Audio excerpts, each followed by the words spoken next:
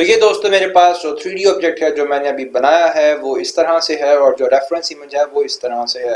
Object को select किया, fill पे क्लिक किया, आईड्रॉपर पे क्लिक करने के बाद जो भी ऑब्जेक्ट का यहाँ पे कलर अप्लाई करना है आईड्रॉपर की मदद से कोई भी कलर यहाँ पर अप्लाई हो जाता है। तो दोस्तों कितना आसान है यहाँ पर 3D मॉडल का, 3D कैरेक्टर का या फिर कार्टून कैरेक्टर का यहाँ पर कोई भी इमेज बनाना, मॉडल बनाना या फिर पेन टूल की मदद से उसका ट्रेसिंग करना। तो दोस्तों इसी को हम लोग स्टार्ट करेंगे हीड्रा मैक्स के इस ट्यूटोरियल में।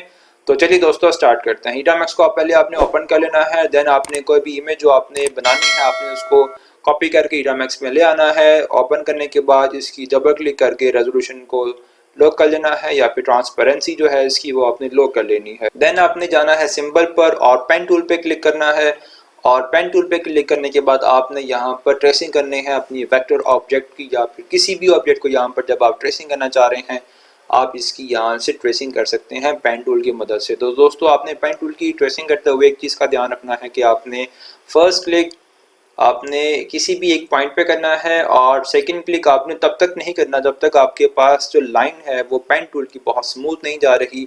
अगर वो कर्व है तो कर्व फॉर्म में आपने इसको रखना है और अगर वो स्ट्रेट है तो आप उसको स्ट्रेट फॉर्म में रख दीजिए। जैसा यहाँ पर आप देख रहे हैं कि ये स्ट्रेट है तो मैं इसको स्ट्रेट में रख रहा हूँ। यहाँ पर थोड़ा सा कर्व है तो सेकेंड कर्सर को अपना जो फर्स्ट पॉइंट है उसको क्लिक करने के बाद जो सेकंड मेरा कर्सर है उसको मैं मूव करूंगा अपने कर्सर की मदद से और उसके बाद यहाँ पर मैं क्लिक कर दूंगा। तो दोस्तों इस तरह से आप यहाँ पर कोई भी स्ट्रेट लाइन हो या कर्व हो आप उसको यहाँ पे बना सकते हैं।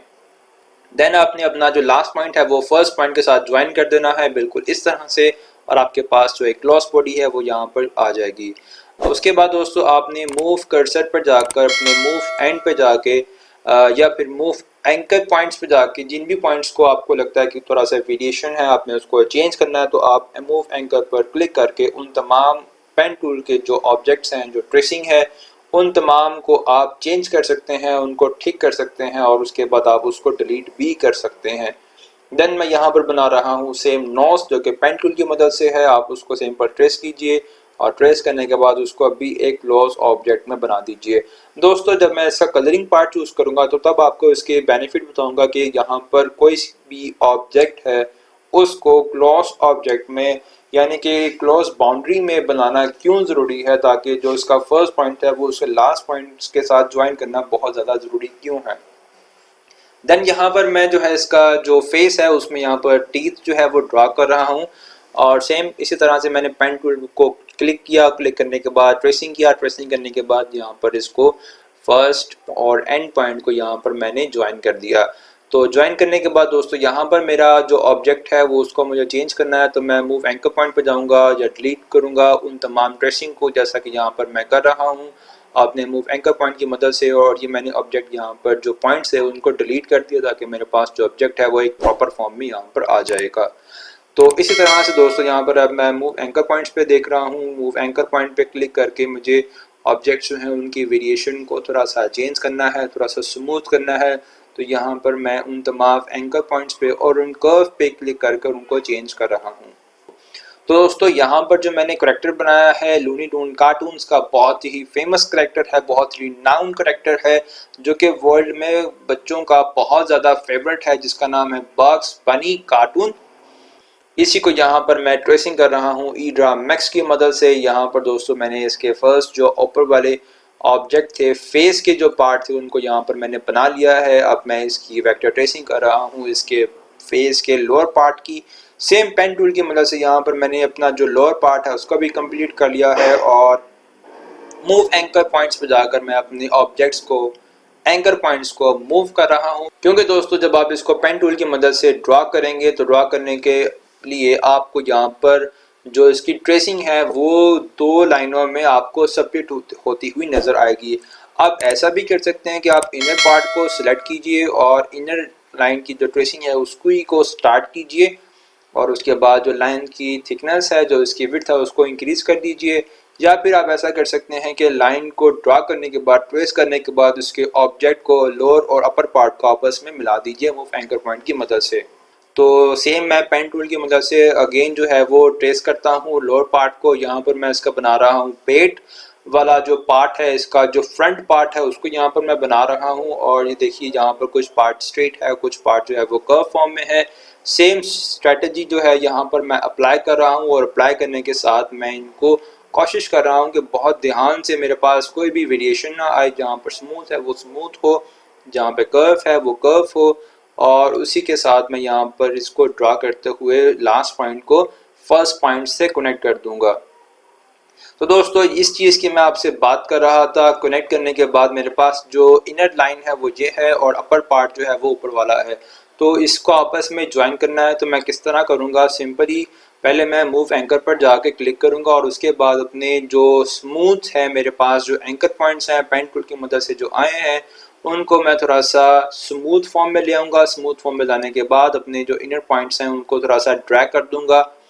तो ड्रैग किस तरह से करना है मैं आपको जब हैंड इसका ड्रॉ करूँगा आपको तब थोड़ा सा बेहतर आइडिया हो जाएगा कि आपको इस तरह आप इसको किस तरह से ड्रैग कर सकते हैं। तो दोस्तों अगेन मैंने पेन टूल की मदद से इसका हैंड ड्रॉ कर लिया है। हैंड ड्रॉ करने के बाद मैं आपको बताऊंगा एक और ट्रिक कि आप यहाँ पर जो बूलियन कमांड्स हैं या फिर आप इसको जो फ्रंट टू बैक वाला जो ऑप्शन है वो भी यहाँ पर यूटिलाइज कर सकते हैं। तो ये दोस्तों यहाँ पर मैं बना रहा हूँ इसका हैंड, और ये दोस्तों मैंने यहाँ पर इसका हैंड स्टार्ट कर लिया। ये मैं यहाँ पर थोड़ा सा जूम करता हूँ, और ये वाला यहाँ पर थोड़ा सा पार्ट कम है, यहाँ पर मैं ट्रेस करता हूँ बहुत ध्यान से, और उसके बाद ये वाला पार्ट, और ये मैंने यहाँ पर इसका जो हैंड है वो थोड़ा सा बेंट हुआ है बैक साइड पर, और इसको मैं यहाँ पर ड्रॉ कर लेता हूँ। अब दोस्तों मेरे पास यहाँ पर जो हैंड है वो हाफ नज़र आ रहा है, तो हाफ को ही मैं यहाँ से लोअर पार्ट और अपर पार्ट को ज्वाइन कर दूँगा। मैंने पार्ट जो है इसका मूव एंकर पॉइंट की मदद से जाके मैंने इसके जो एंकर पॉइंट्स हैं उनको यहाँ से मैंने पहले ऐड किया, और ऐड करने के बाद ही मैंने ड्रैग कर लिया उसको इसके इनर पॉइंट्स को अपने जो फ्रंट पार्ट है हैंड को और फ्रंट पार्ट को यहाँ पर मैं ज्वाइन कर रहा हूँ।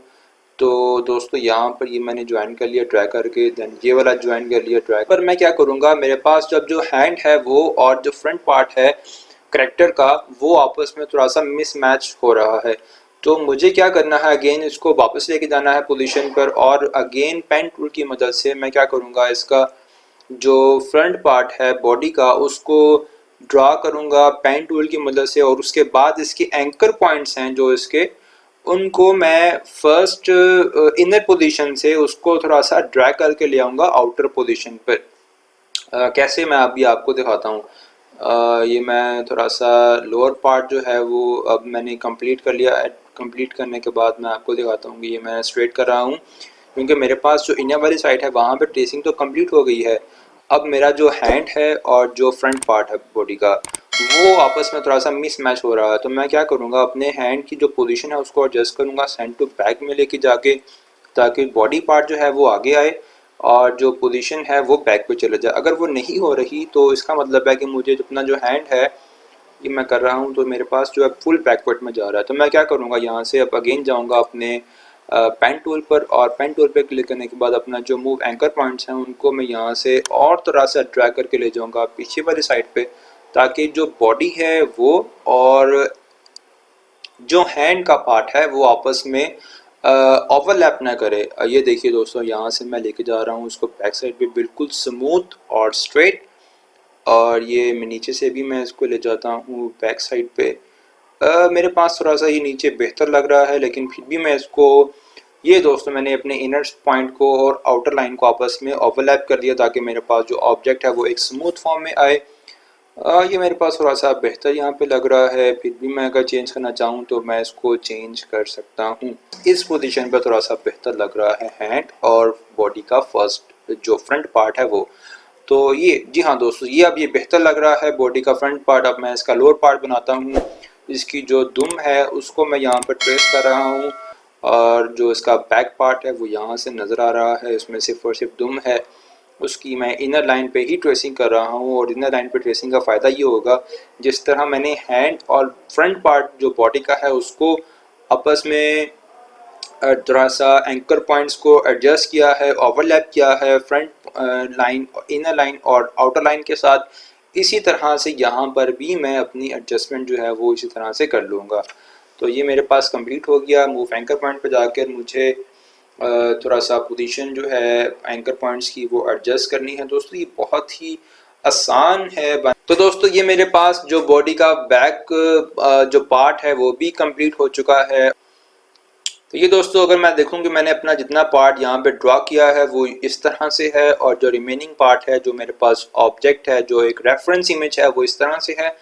तो यहाँ पर लोअर बॉडी और जो फेस है वहाँ पर थोड़ा सा गैप है, उसको मैं फिल करूँगा। लेकिन उससे पहले यहाँ पर मैं जो उसका लेग का पार्ट है, जो इसके शूज़ हैं आप कह लीजिए, उसको मैं यहाँ से सेम वेक्टर ट्रेसिंग की मदद से यहाँ पे ड्रॉ कर लूँगा, उसको ट्रेस कर लूँगा उन तमाम एंकर पॉइंट्स पे क्लिक करके सेम इनर लाइंस पे, और इनर लाइन पे ड्रॉ करने के बाद ही इसको ट्रेस करने के बाद ही दोस्तों मुझे इनर लाइंस को मूव एंकर पॉइंट की मदद से थोड़ा सा ड्रैग करना है, पीछे वाली पोजीशन पर लेके जाना है। तो ये बहुत ही ज़्यादा आसान है, आप इस तरह से यहाँ पे कर सकते हैं।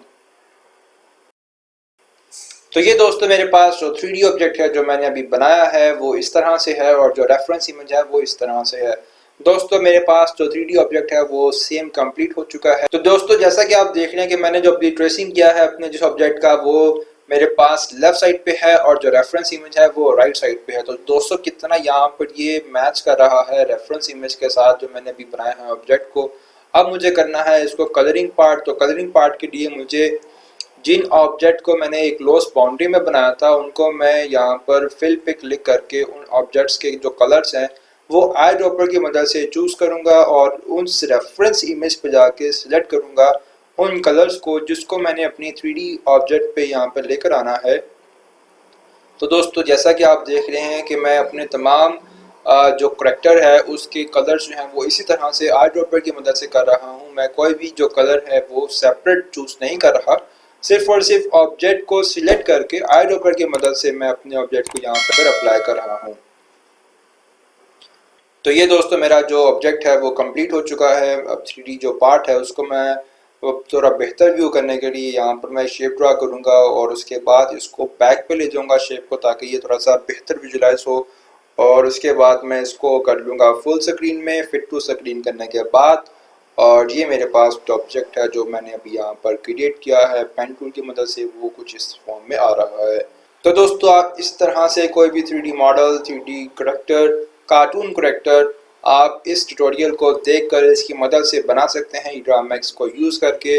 अगर आपको वीडियो अच्छी लगी हो तो चैनल को सब्सक्राइब कर दीजिए, वीडियो को लाइक कर दीजिए और देखते रहें फॉर